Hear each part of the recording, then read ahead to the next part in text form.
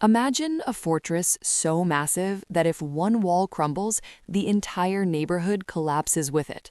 That's what we mean when we say too big to fail. These aren't just banks or financial firms, they're load-bearing pillars of the global economy. But here's the unsettling question.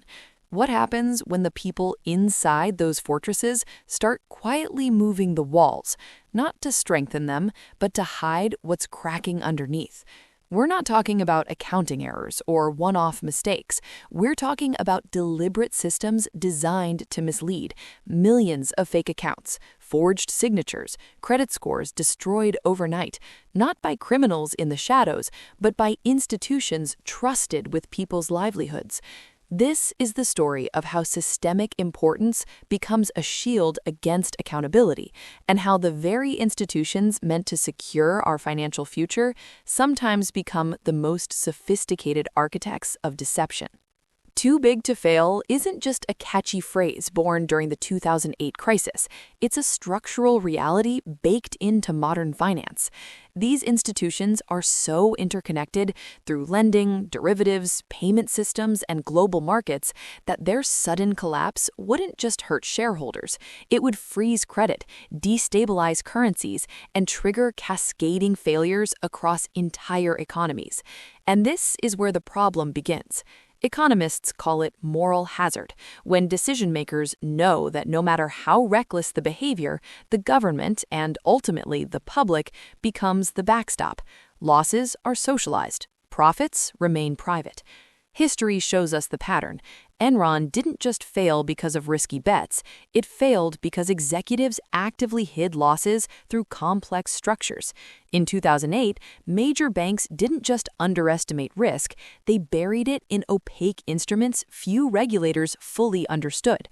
The misconduct wasn't accidental, it was concealed. So today, the real question isn't whether these institutions misbehave, but how they hide it and why the consequences never seem to land where they should. If corporate cover-ups had a blueprint, Wells Fargo would be required reading. For over a decade, employees were pushed under extreme sales quotas, targets so aggressive that meeting them honestly became impossible. The solution wasn't innovation, it was fraud. Millions of unauthorized accounts were opened in customers' names. Credit cards, checking accounts, fees stacking quietly in the background. Customers found out only when their credit scores dropped or unexplained charges appeared. But here's the critical part. The scandal didn't survive that long because no one noticed. It survived because leadership refused to acknowledge it. Internal reports were dismissed as isolated incidents, bad apples. Employees who raised concerns faced retaliation, demotions, or termination. Whistleblowers weren't protected, they were neutralized. It wasn't federal regulators who broke the story. It was a 2015 lawsuit by the Los Angeles city attorney that finally forced the truth into daylight. The outcome? Billions in fines. Executives stepped down.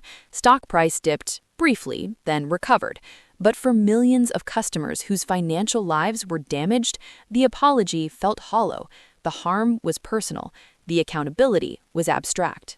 The deep logic. How cover-ups survive at scale. This isn't just about one bank. It's about systems that protect institutions because of their size. 1. Too big to jail. When penalties risk destabilizing the economy, criminal prosecution becomes politically unthinkable. Fines replace jail time. Corporations pay, individuals walk. And without personal consequences, deterrence weakens. 2. Shadow banking. Risk doesn't disappear, it relocates. Banks shift exposure into lightly regulated entities, off-balance sheet vehicles, and complex financial instruments. This isn't secrecy, it's obfuscation, a cover-up built into structure. 3. Muffled market signals. Markets are supposed to punish bad behavior, but when investors believe a firm will always be rescued, the punishment never lasts. Stock prices dip, then rebound. Transparency becomes optional. 4. Regulatory arbitrage. Post-crisis regulations are dense, technical, and fragmented. Large institutions exploit this complexity, reclassifying activities to stay technically compliant while preserving risk. Regulators chase moving targets in a never-ending game of whack-a-mole. Together, these mechanisms don't just enable misconduct, they normalize it. The synthesis, the cost of complexity.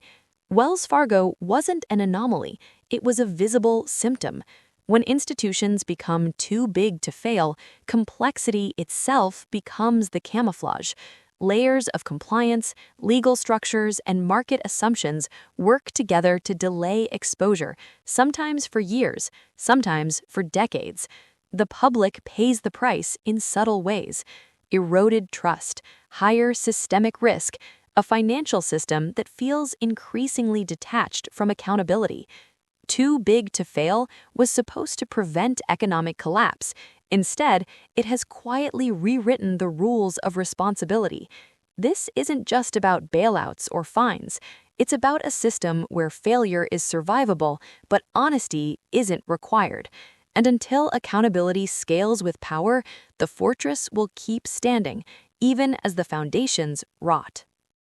If you've made it this far, thank you. Seriously. Your time and attention mean more than you might think.